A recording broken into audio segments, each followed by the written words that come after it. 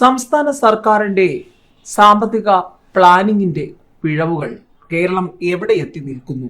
നേരത്തെ തന്നെ സാമ്പത്തിക വിദഗ്ധർ പലവിധ ചോദ്യങ്ങളും സംസ്ഥാന സർക്കാരിനോട് ഉയർത്തിയിരുന്നു.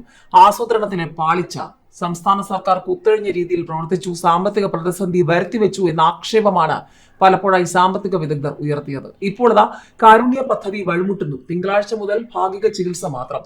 സർക്കാർ പണം നൽകാത്തതിനാൽ മുഖം തിരിച്ച് സ്വകാര്യ ആശുപത്രികൾ. കുടിശ്ശിക 500 കോടിയിലേറെ രൂപ. കുടിശ്ശികയെ ചൊല്ലി സർക്കാരും സ്വകാര്യ ആശുപത്രികളും തമ്മിലുള്ള തർക്കം മുറുകിയതോടെ കാരുണ്യ ചികിത്സാ പദ്ധതി വഴിമുട്ടുകയാണ്. 7 മാസത്തെ ചികിത്സാ ചെലവിനത്തിൽ 500 കോടിയിലേറെ രൂപ സർക്കാർ തരാനുണ്ടെന്ന് കേരള പ്രൈവറ്റ് ഹോസ്പിറ്റൽ അസോസിയേഷൻ പരാതിപ്പെട്ടു. തിങ്കളാഴ്ച മുതൽ ഭാഗിക ചികിത്സ മാത്രമേ ഏറ്റെടുക്കൂവെന്നും സംഘടന പ്രഖ്യാപിച്ചു.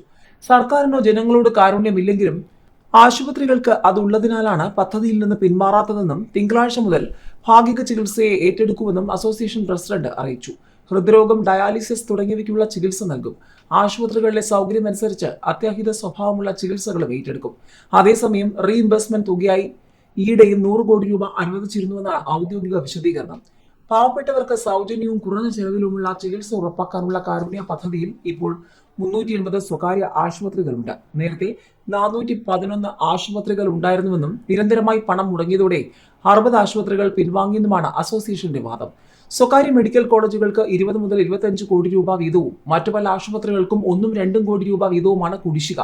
ഒക്ടോബറിൽ അനുവദിച്ച 104 കോടി രൂപയിൽ 75% സർക്കാർ ആശുപത്രികൾക്ക് നൽകി. മാർച്ചിൽ 100 കോടിയും 10 ദിവസം മുൻപ് 180 കോടി രൂപയും അനുവദിച്ചു. പക്ഷേ 8-10% മാത്രമേ സ്വകാര്യ ആശുപത്രികൾക്ക് ലഭിച്ചുള്ളൂ.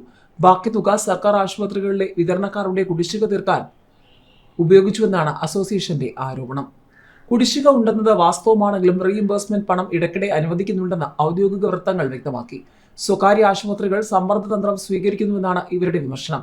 ചില ആശുപത്രികൾ നിരക്ക് കൂട്ടി കൂടുതൽ പണം സർക്കാരിൽ നിന്നും വാങ്ങുന്ന പ്രവണതയുണ്ടെന്നും പരാതികളുണ്ട്. അങ്ങനെ പലതരം പ്രശ്നങ്ങൾ നേരിടുന്നതിനാൽ പദ്ധതി പരിഷ്കരിക്കാനുള്ള തയ്യാറെടുപ്പിലാണ് സർക്കാർ. ദാരിദ്ര്യരേഖയ്ക്ക് താഴെയുള്ളവർ ഉൾപ്പെടെ 42 ലക്ഷം പാവപ്പെട്ട കുടുംബങ്ങളാണ് കാരുണ്യ പദ്ധതിയുടെ ഗുണഭോക്താക്കൾ. ഗുരുതര രോഗങ്ങൾക്കടക്കം പ്രതിവർഷം 5 ലക്ഷം രൂപ വരെയുള്ള ചികിത്സാ പദ്ധതിയുടെ ഭാഗമായി ലഭിക്കും. ഫലത്തിൽ 64 ലക്ഷം പേർ പദ്ധതിയുടെ ഗുണഭോക്താക്കളുണ്ട്.